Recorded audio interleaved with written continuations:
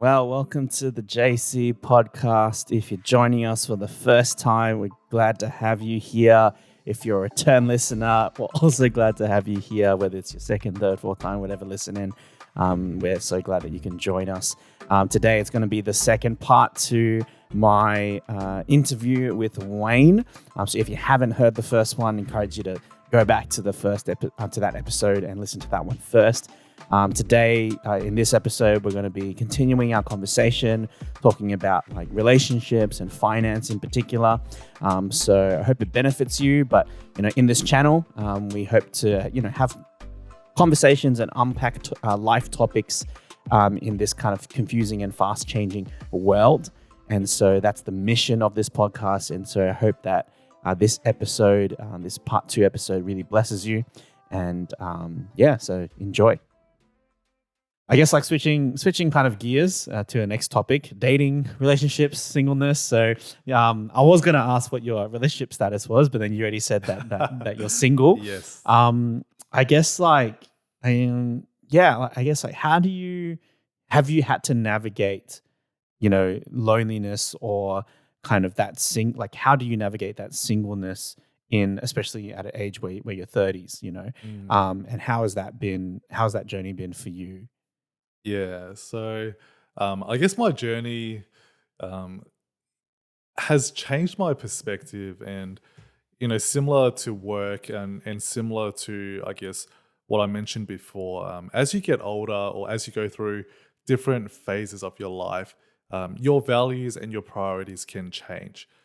So being 30 now, the way that I view singleness and I guess the impact that it has on me is so different from, when I was in my early 20s. So early on in my 20s, it was actually really easy to navigate because honestly, I just didn't think about it. Like my sole focus and priority was so much on work and career that just took all of my time and energy, and, relationships was just not something that was, It's just not a thing. just not a thing. You just don't have Not a time focus, for it. yeah. It's not my focus. Exactly. I guess, as you get older though, more and more friends and family will start asking you questions and I guess, caring for you in this way. Caring, quote unquote. Yeah, if that's the best way to put it. Like being a bit nosy. A little bit, the family Asian gatherings. Yes, just got to answer this question like 5 or 10 times. But for me right now, like as I approach the late 20s, I think singleness was something that I was comfortable with. But for me personally, I always had a viewpoint that whilst I had my own standards for what my ideal partner could be or should have, that I too needed to be of a certain standard.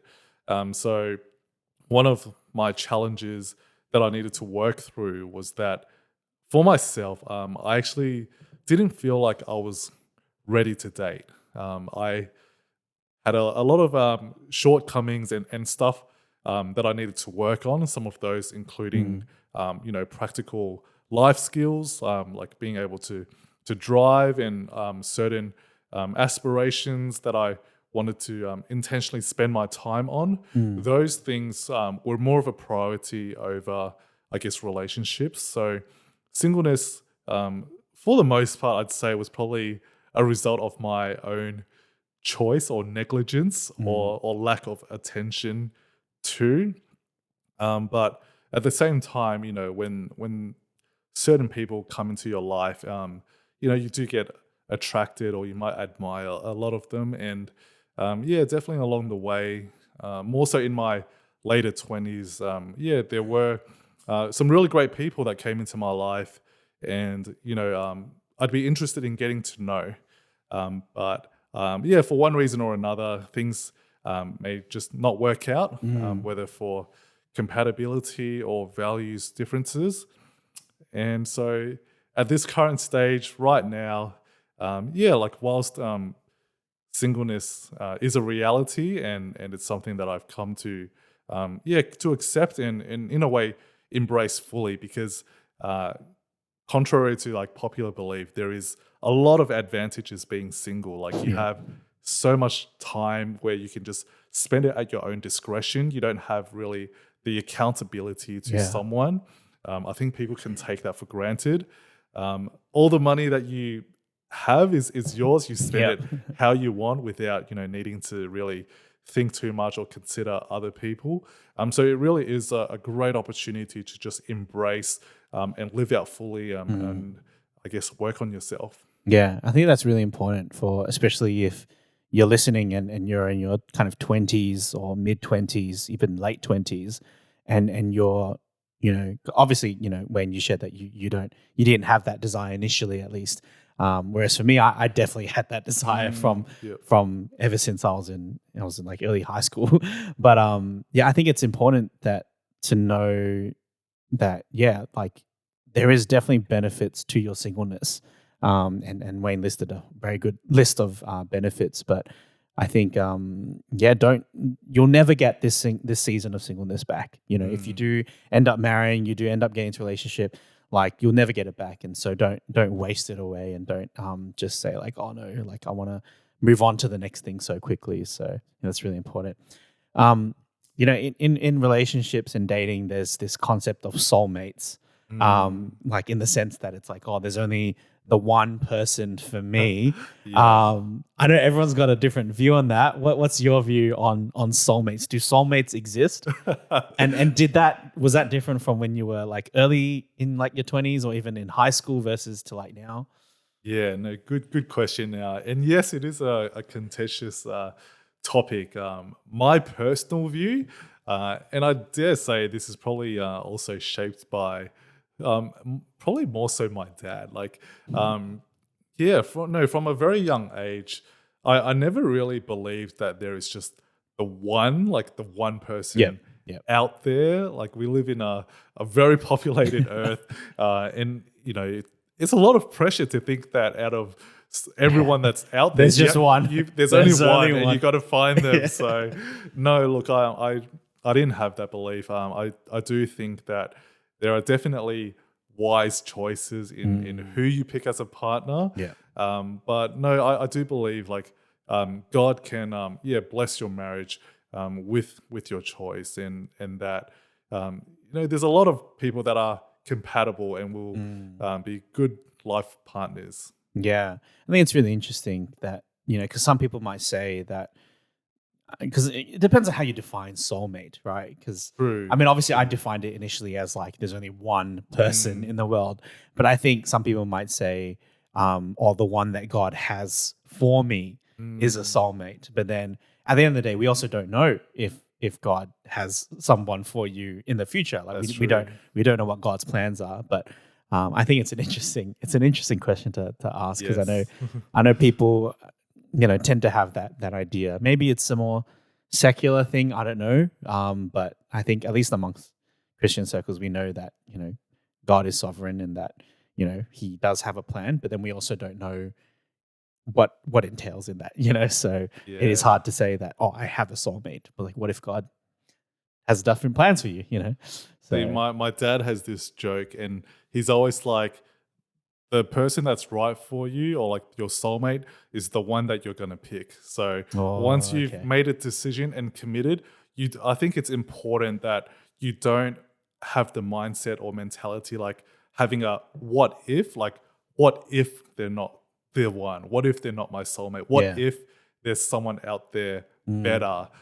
Once you've made a decision and committed, just go in and believe they are the one. They are my soulmate. Yeah. I think I remember one of our youth leaders back in the day when I was in youth said the same thing. There's just, at the end of the day, the one, like, because we talk about soulmate, but we can also refer to it as the one, right? The one is the one that you decide to marry. Like when you marry them, they become the one. That's it. Right? Like you've committed to them. That is the person that you are marrying, and that's the person that you. Yeah. So, I think it raises an interesting point, because we talked about the different ways of viewing it, secular versus Christian. I would say there is a difference of approach between secular, quote unquote, secular dating and relationships versus like Christian dating and relationships. I think one of the key differences that I often find, although you probably talk to more non-Christians than I do, so maybe you can have some insight to this. Yeah. But I would say like there is that culture in the secular world that is just kind of like hookup culture and just kind of like um, very low commitments. We get into a relationship and then we live together and like we may or may not get married. We have kids together or whatever. Yeah. Versus like the Christian idea, which is like we are one flesh, right? When we become married, and therefore you commit to somebody, and at the end of the day, you are dating for marriage, Yeah. right? I guess like is that from the non-Christians that you do know and interact with at work, what has been kind of the experience that you've seen and observed as kind of the general, I guess, average of how people see dating and relationships? Yeah. So just to that point, yeah, I think right now we live in a society that very much encourages you to really make decisions and do stuff that makes you happy. It's a very self-centered and Yeah. selfish way to live your life and approach the world. And because of that, relationships also fall under this category. If you are happy, you should get together with them. And the moment that you stop feeling this joy, happiness, the moment that these feelings go away, the moment that you lose this love, it's okay. You can just move on and pick someone else and move on to the next one. And it's interesting because in my line of work, the sad reality is a lot of the transactions and clients that I help, we often see are due to divorce or marital separations, divisions of assets and finance. So they would have to come to me to restructure their home loans and lending. And I've looked through, probably over 100 different court orders of settlement due to like divorce and separation. At the start, within my first 1 or 2 years of lending, I used to be very sympathetic and find these to be quite unfortunate. But the sheer volume and the frequency that these are actually happening in reality, it's frightening. And not many people really see the challenges behind that, because when these clients come through, we're not only just talking about large like monetary splits or divisions or payouts, but we're also looking through court orders for child support payments and looking at how the kids are going to be living and their arrangements. And some of these clients, they're like absolutely like distraught. It is extremely filled with like emotion, and there's so much happening, and it just puts into view like marriage shouldn't be approached in a way where it's just temporary and based on how you feel. Like that commitment and decision is meant to be for life, like for better or worse, not like the moment it gets worse, you just jump out of there. Correct. Yeah, and like it reminds me of a conversation that I had with a non-Christian friend, this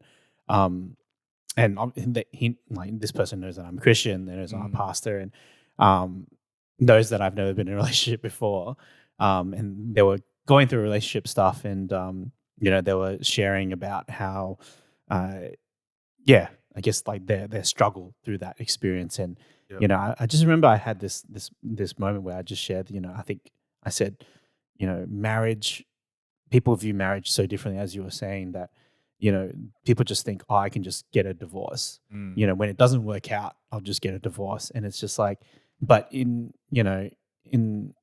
would say, I would hope that, as Christians, we don't see that as an option, because you make a covenant before God. Right. When we maybe people, when they go down the aisle, if they're non-Christian, they're just kind of signing a register. But like for us, we really believe that we're making a covenant, like an agreement before God, that it's like your vows are like for better, for worse, or till death do us part, right? And it's just so different that you you learn to you kind of not learn. You're forced to navigate through the tough issues, and communicate through that to make the marriage work, rather than just go like, oh, it's not convenient for me anymore. I'm gonna leave. So yeah, that's what I think. The thing that I was emphasizing was that it's really important to choose right. I think that's what I was trying to emphasize to them. I was like, you have to choose right, because if not, you'll end up with somebody that it's like so difficult to live with that it's just like, that's so true. It's not just about, can we have, good intimacy together, or like, do I just like the way this person looks, or like, it's more than that. Can I live my life with this person? Last one on dating. Thoughts on online dating? So a bit of context. So the first episode I recorded, if you guys have listened, I briefly talked about my experience with online dating, and shared that I have dabbled. I'm currently on a break, on a hiatus, I guess, from online dating, but I have dabbled it. But yeah, want to know your thoughts on it. Whether you think it's something for you, or whether you think nobody should do it, or like, what are your thoughts on online dating? Yeah, I think once again, technology has really become so powerful and forefront in many of the ways that we now interact and meet people. So for myself, just I guess the background is I've never used any online dating apps ever, and it's not so much that I'm not against it. It's more so, I guess, up to this point, partly there was never a real desire to get into a relationship, hence no need for me to be dabbling with these online dating apps. But the other aspect is I'm also quite quite lazy, and right now just it seems like life is so busy. There's already so many commitments, and so I think it would be a struggle for me personally to just find the time to get around to creating the profile, and then on top of that, going through and I guess chatting to someone.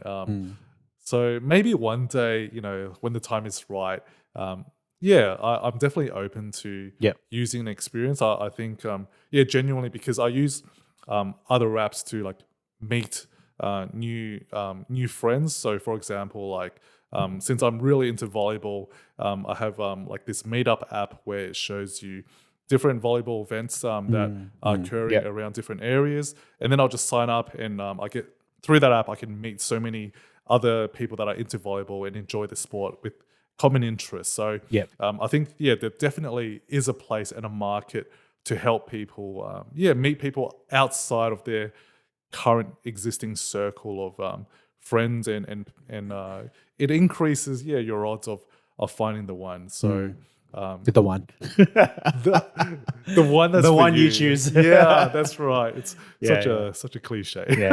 Yeah. No, okay, cool. I guess last topic, finance. It's I guess it's up your alley. It is. So I got a few questions here. So like, what does it mean to be financially free? We hear this term thrown around so much on social media, and like, a lot of these influencers is like, financially free by 30 or 40, whatever it is. People paint a picture of retiring by a certain age and not working anymore, having passive income and all that. I guess to you, what is financial freedom to you? And what's your view on that? Yeah, I mean, if I was to define it, I'd say financial freedom is having enough passive income or income from sources where you don't need to actively spend time and work at, where you're still able to maintain a reasonable standard of living, but you're able to spend all of your time doing exactly what you want. So without the constraints of sort of, for the rest of us, the necessity of needing to work a job to ensure bills and everything are paid. It's having that freedom to do what you want, but having enough disposable income to support those life choices. Yeah, so it's really like about freedom, flexibility to do what you really want to do. Yeah, that's right. Correct. Yeah. I guess, like, do you feel that financial freedom is is for everyone in the sense. So I guess like that's one question: is financial freedom for everyone? And then the second layer to that question is like some might argue that as Christians, we aren't necessarily called to be financially free, but we're called to walk in obedience and in faith. So I guess like number one, is it for everyone? So rather, is everyone capable of financial freedom, or is it just some people just too bad? You can't be financially free. And second, like as Christians, should we be financially free? Yeah, wow, tough questions. Financial freedom, I think on a practical side, no, it's not going to be for everyone. I guess if you're truly considering financial freedom and accepting it as what it means on face value, you need to have a residual passive income source that is ongoing, and that generally will need to be done like via investments. And investments, for the most part, generally require quite a significant amount of capital. So without having that initial large capital to start, it's going to be very difficult for the average person, myself included, to be able to invest in assets that will generate enough income to really be considered financially free. Having said that, though, I guess there is room to debate and also a scale of, I guess, what people consider is required to keep themselves happy and having a good standard of living. Yeah. You definitely, see a lot of people that might be content, traveling around the world just in their little caravan, or living on like very, very minimal income, which is nothing wrong. It's a very personal life choice and a standard of living that you set for yourself. But I guess for the most of us, and if you consider, the current expenses, for the average household, so like in banking, in finance, when we assess people's ability to take out a loan, there's actually a minimum threshold, which we call the HEM, which is the household expenditure model. And it's basically insider stress. Yeah, and it's basically a figure that's been calculated depending on how many adults and children are in your household, as the bare minimum of number of expenses and costs to maintain this standard of living. So otherwise, we have customers coming in telling us, I only spend like $100 a month and I can live off that. But the reality is, I think Not possible. Off the top of my head, for a single adult, that figure sits around $2,300, and say with two couples, it might be $3,000. So something like that. Yeah. So do you think that we as Christians should pursue financial freedom? Wow, that's a tough one. Because people would say, "Oh, just walk in obedience and faith. Like you don't need to think about passive income. You don't need to think about investments. You don't need to think about because shouldn't you just live by faith?" Yeah. No, I think there's always, it's a gray area, but I think we can always make wise decisions when it comes to our finances, regardless of what our calling in life may be. So when it comes to financial freedom, once again, no, we're probably not all called to be investors that's going to have the ability to generate so much passive income. That's just not practical and not a reality. But I think there are still ways that we can manage and govern our finances in a way that's also honoring to God. I mean, there's many parables in the Bible that depicts our attitude towards money. And if I'm not wrong, there's I think money is one of the most spoken about passages as well. That's right. So it definitely is not something that God just wants us to not care about. But we shouldn't have it like ruling or governing our lives. But it is something that is important and practical for living on a day-to-day basis. Well, I think pretty sure Proverbs talks about investments and like wise investments and stuff like that as well. Yes, it does. Yeah, I think it's interesting. Like, the financially free for Christians. Like, I think, yeah, I think you're kind of alluding to it, but like, I think the heart attitude has to really be there. Like, are you there are you pursuing financial freedom just to be rich and just to pursue worldly pleasures and worldly things? Like, what is the reason that you want to be financially free? And I think at least with social media, the narrative around financial freedom is about living your best life. Like having all the experiences. I Yeah. mean, there's nothing wrong with those experiences, but I Yeah. think it's when it becomes more about selfish intent and like But some people say I want to make sure my kids can go to university. I want to make sure that my kids are taken care of, or like whatever it is. And I think those are very good things, but I think I think it's a tension we have to hold, that it's like Yes. yes, we have to have faith that God will provide regardless of whatever circumstance, whether we have a lot or whether we have nothing. Yeah. But at the same time, as you said, we got to be wise with how we spend our money, and like, I think there is value in, putting in things into savings accounts, putting Yeah. things into investments, and but recognizing maybe it's not for everybody, but I think it's can you be wise with your money? And I think a big part of it that I believe is that even when you reach financial freedom, it's not. I believe that God has blessed us to be a blessing, and I think Yes. being a part of being a good steward, because we're all called to be good stewards of everything that God has given us, including our finances. Yeah. I think a big part of that is being generous with our money, and I think that's just a big part of that and really important. Would you say for yourself, Wayne, that financial freedom is a goal for you personally? Oh, I'll be honest. Like for to what me, extent?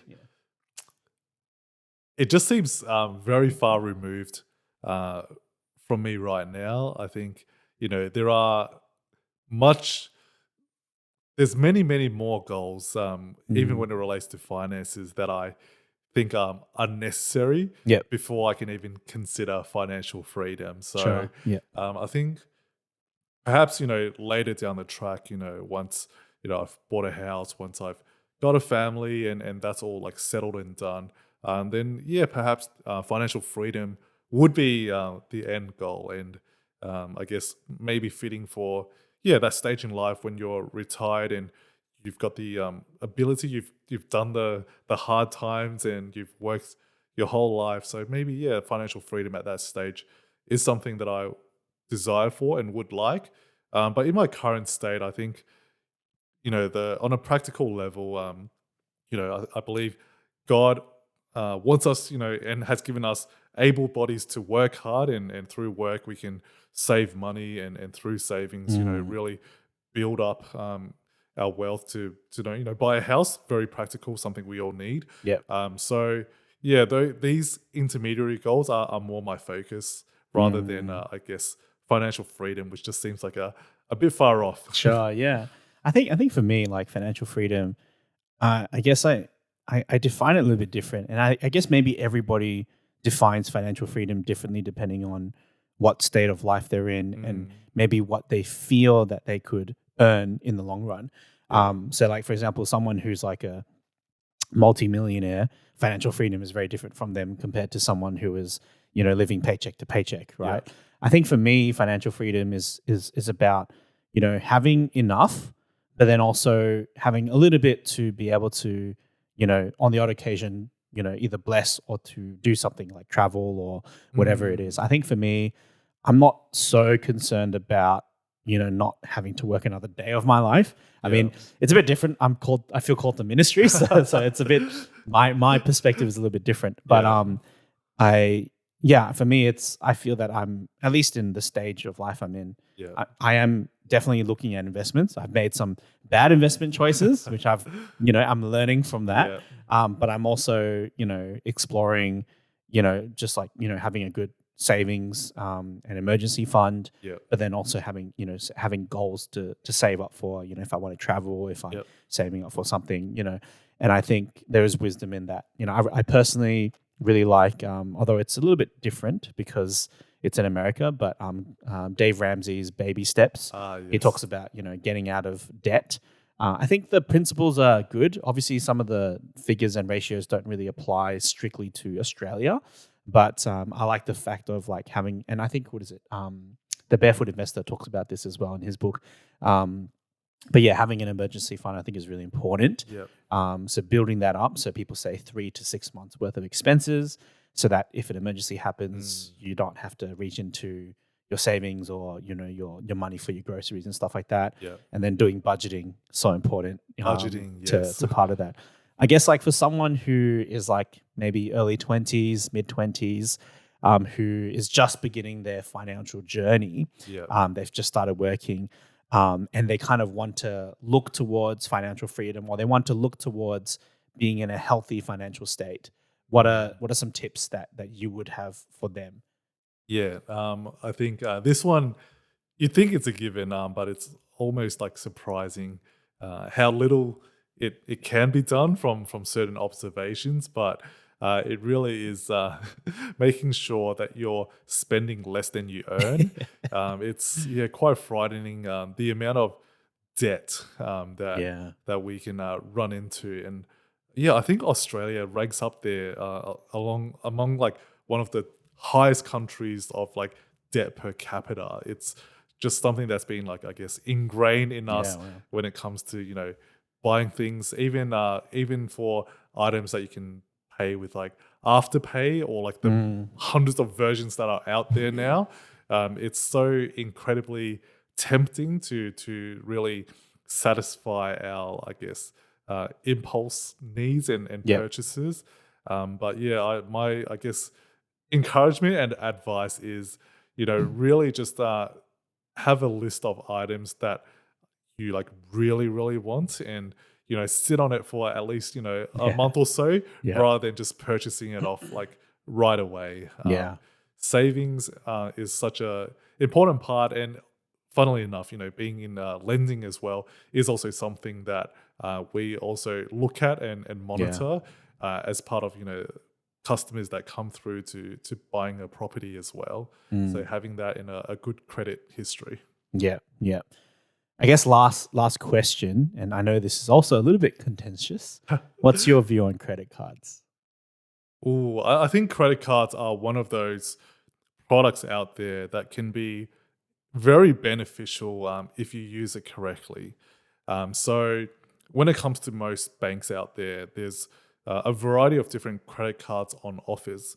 So you have what's called awards credit cards, which is generally ones that you can spend money on and accumulate points. And for those points, you can redeem, almost anything. You can use those points towards flights, travel, accommodation. Other banks may have like their own programs where you can redeem them for items or even cashback.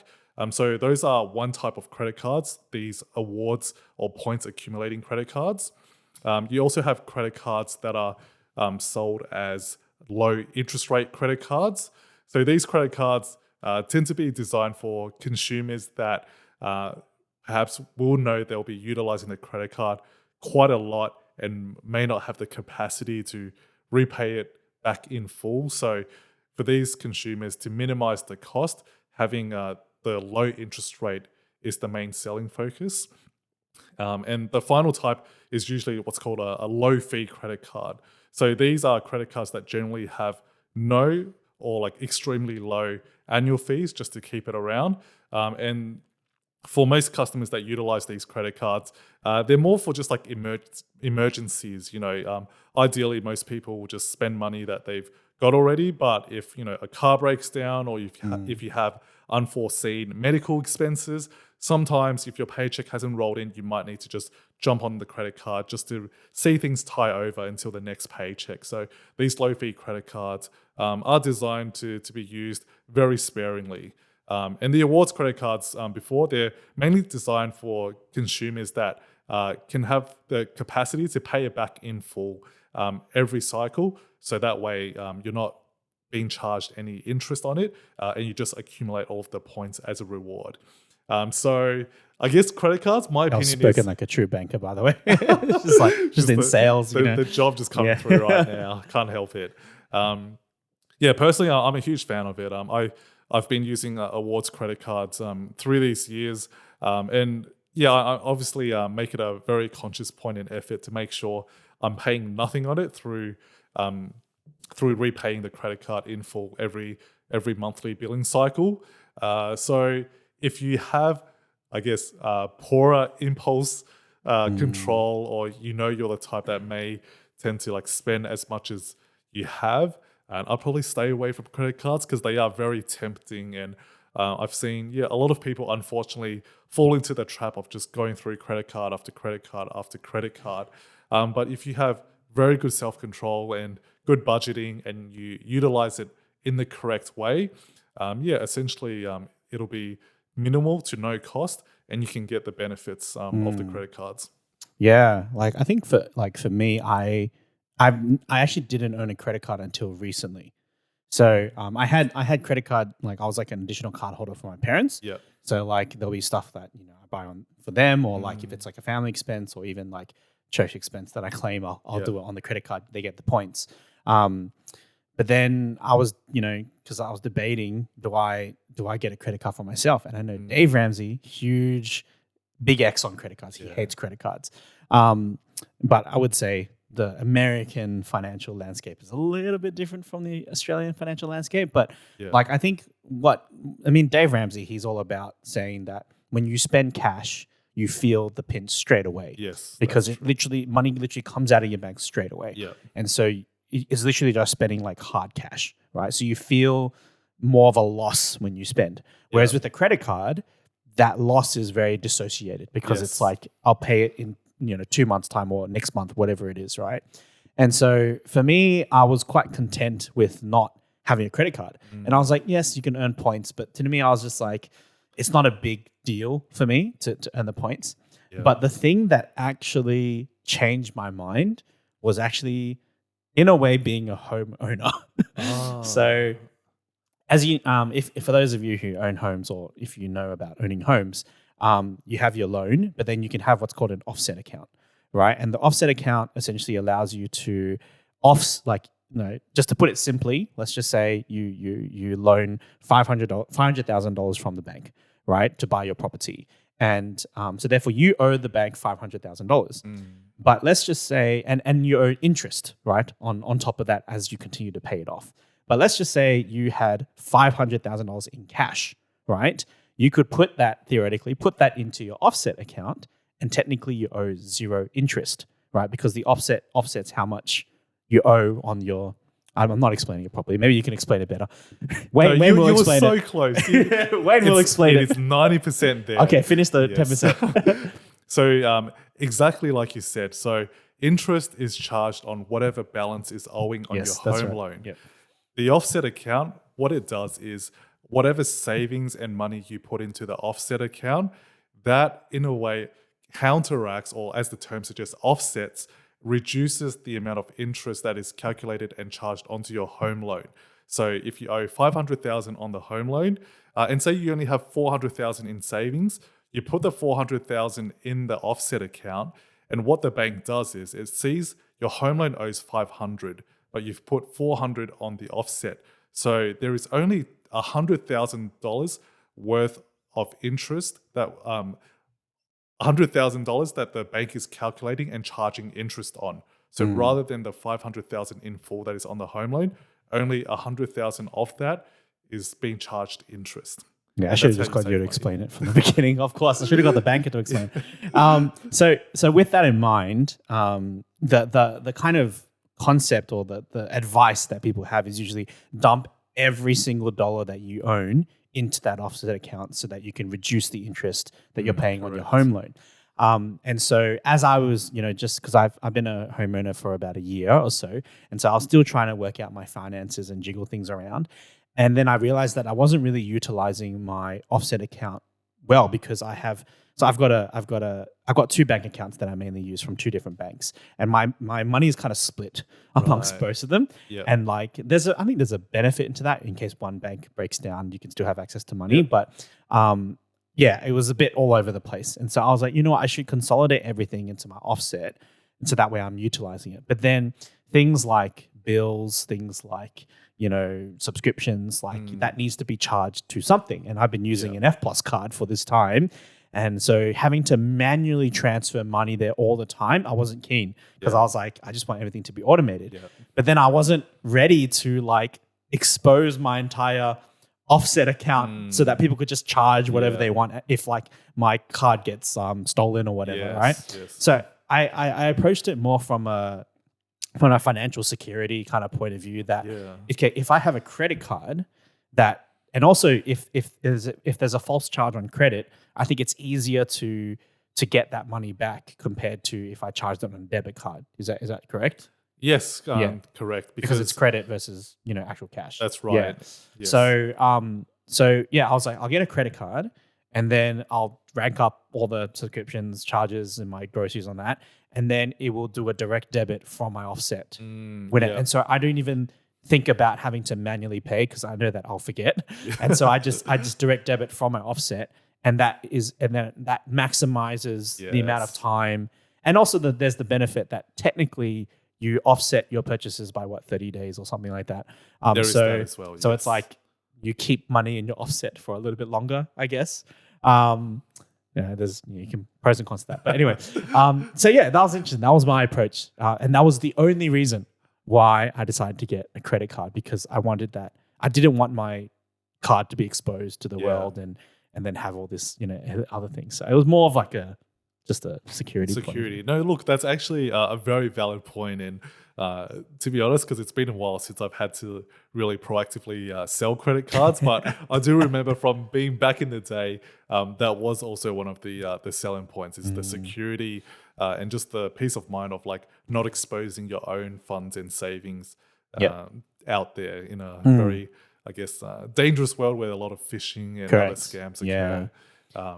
But you've got a good setup. If I was your banker, that's also what I'd recommend and help you have in place. Yeah. I will say though, the one thing that did change in my mindset, it made it a lot harder for me to track my budgeting, because what I used to have very similar to like Barefoot Investor. I used to have a bank account that was like bills.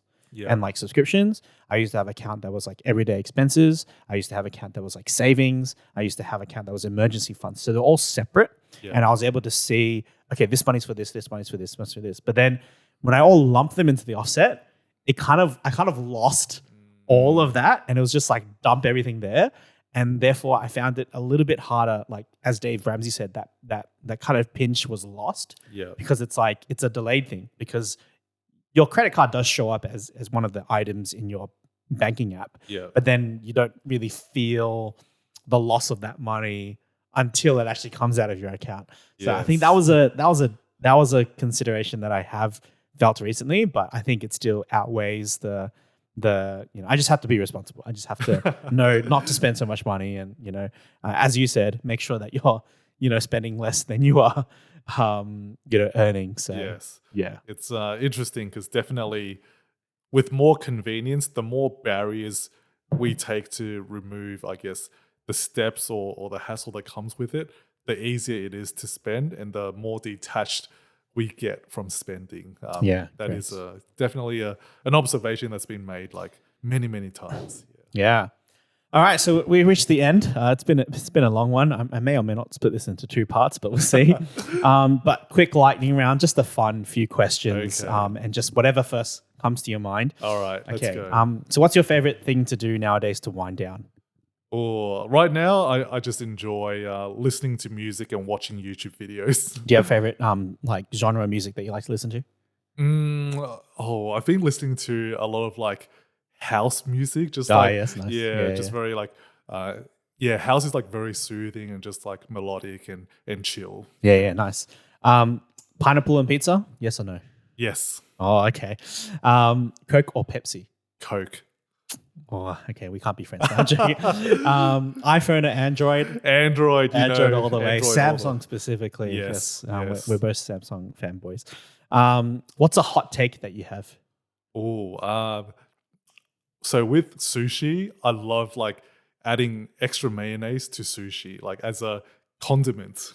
Like Kewpie mayonnaise. Yeah, it is a thing. Like, interesting. Yeah. I've never tried that. I'll definitely have to try. I've never tried that before. Okay. How's that for a hot take? Yeah, that's an interesting. Kewpie mayo with sushi. Yeah, yes. I can see it working though. I can see it working. What's one thing that you remind yourself of lately/daily recently? As of late, just be kind to yourself and look after yourself. Just been busy at work and had so much happen. So remember to be kind and look after yourself. Yeah, that's really good. Last one. What's one piece of advice that you were given that has really shaped your life? So it's a quote that goes, "You don't have to be great to start, but you have to start to be great." So this one was like, a lot of times we can procrastinate or like come up with a lot of excuses like why we don't do things or why we don't take action. Maybe even perhaps for the podcast. Like, I was just thinking about that. Literally, I was just thinking about that. You don't have to be great to start, but if you want to be great, you do have to start. So you have to start to be great. That's so good. Like literally, I went straight to. I was like, yes, that's what I'm trying to do right now. Timely like, advice. It's not great. This podcast ain't great, and I hope it's good if you're listening. But yeah, you gotta start to be great. Yes. Yeah, no, that's awesome. Well, thanks so much for joining on the JC podcast, Wayne. It's been a pleasure to have you on here and to hear your wisdom and on all the topics that we've covered. And hope you've enjoyed your time here. And yes, no, it's been great, man. It was so much fun just going through and talking about so many interesting topics. Would be so keen to come back in the future to do this another time. Yeah. I think there'll be definitely more topics to cover. I mean, the amount of that we can talk in our off the podcast is a lot. So, but yeah, thank you so much for listening in. If you made it to the end, always appreciate that. If you found this conversation in this episode helpful in this content, please do share it with people that you think would benefit. At the end of the day, we hope to be able to bless you with this, and we hope that you've taken away something, whether you're in your 20s or whether in your 30s. I think there's always something that we can get from it. So if it has blessed you, awesome, praise God. But if you think it'll bless others, please do share it and subscribe to our podcast and our content. And and we'll hope to have more great content for you in the future. But thanks for joining us, and I hope you have a blessed week. God bless.